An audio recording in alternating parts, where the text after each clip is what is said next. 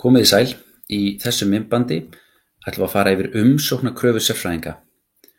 Það er að segja hvaða upplýsingar sérfræðingurinn vill fá frá skjólstæðingum þegar að skjólstæðingurinn skráir sig í þjónustu. Þá er farið hérna upp í hægra hornið og valið stillingar.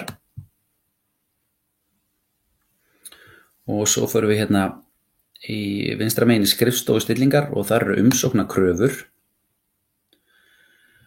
Og þá er útskiptina hvaða upplýsingar þurfa að liggja fyrir til að skjólstæðingur geti sótt hjá þínu fyrirtæki. Hvaða upplýsingar þú vilt í rauninni fá frá skjólstæðingnum þegar hann skráir sig.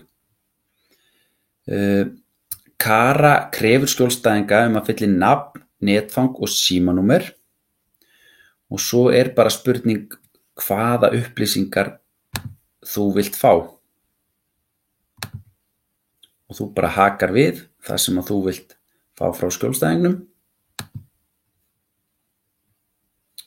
og vista.